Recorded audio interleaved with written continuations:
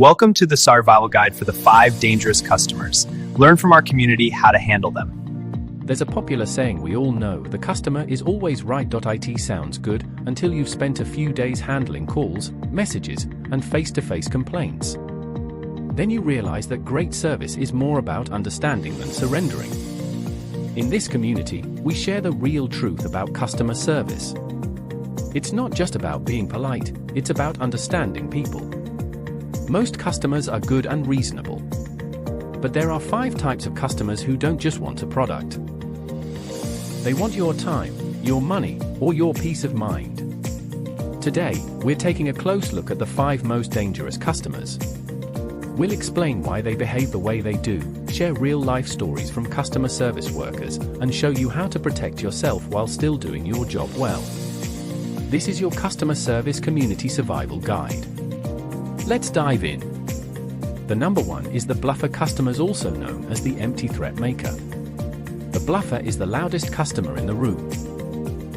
They say things like, "I've been a loyal customer to this business for years. We are the founders of the business. If you don't do this for me, I'm leaving you to another competitor. After all, you are not the only one in this business." Bluffers use threats to scare you. They want you to panic and give in. Most times, they feel powerless, so they try to sound important. Just imagine a customer paying just $10 a month.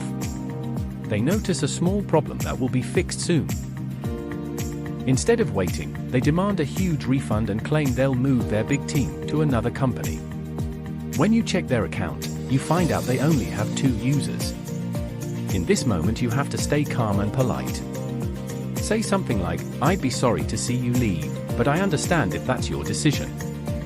Once they see you're not scared, the threat usually disappears. The number 2 on the list is the demander customers, also known as the never satisfied type. This set of customers are never satisfied. It's not that they only want discount, they believe that your business is a charity and they are the sole beneficiary. They view business as a win-lose game. For them to win, you must lose. Think about the restaurant guest who eats every bite of their steak and then tells the server it was too bad to eat just to avoid paying. Or the customer who buys a basic plan but later demands expensive, premium services for free, often at the worst possible time.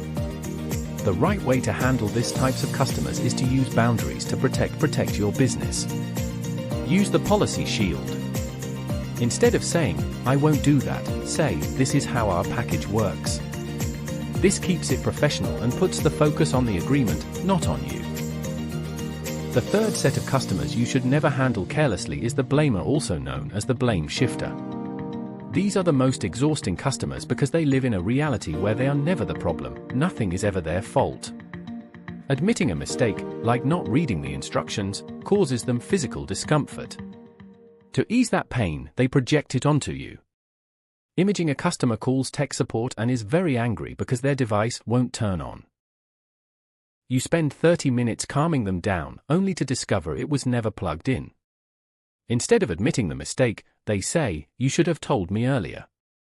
Your instructions are confusing. Use the inclusive solution tip. Don't call out their mistake. Say something like, "Let's try this together and see if it works." This way, they don't lose face, and you still solve the problem. 4th on the list is the storyteller customers, also known as the time thief. This one may sound harsh, but it's real, the storyteller. They aren't bad people, but they can take up a lot of your time. They share long stories about problems at home, work, or things going on in their lives that often have nothing to do with your service. Many see customer service representatives as a captive audience, and they are often lonely or naturally very talkative. Just imagine you're working a retail counter with a line out the door. The storyteller wants to buy a pack of batteries, but first, they need to tell you about their grandson's graduation, the weather in Florida, and the history of their hip replacement. In this case, use the pivot and close tip, acknowledge, then redirect. "That sounds like a lovely graduation. Now, your total is $5.99. Will that be cash or card?" You have to be the pilot of the conversation, or they will fly the plane into the ground. The final and the most dramatic of all is the abuser, the dealbreaker. Finally, the only customer on this list who should be shown the door immediately, the abuser. They use verbal violence to exert power. This isn't about the product, it's about control. This is the person using profanity, making personal attacks on your appearance or intelligence, or making threats. There is no saving this interaction.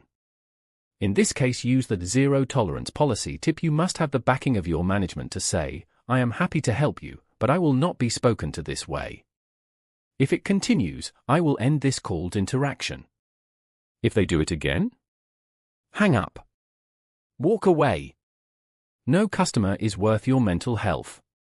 Period. Navigating these 5 types of customers is what separates the rookies from the pros. It's about knowing when to be a shield, when to be a mirror, and when to be a closed door. But you don't have to do it alone. This community is here so we can share the weight. I want to hear from you. Which of these 5 customers have you dealt with recently?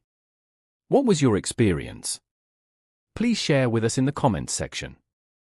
Let's talk about it. Don't forget to like this video and subscribe to the customer service community for more survival tips. Stay strong, stay professional, and most importantly, take care of yourselves. See you in the next video.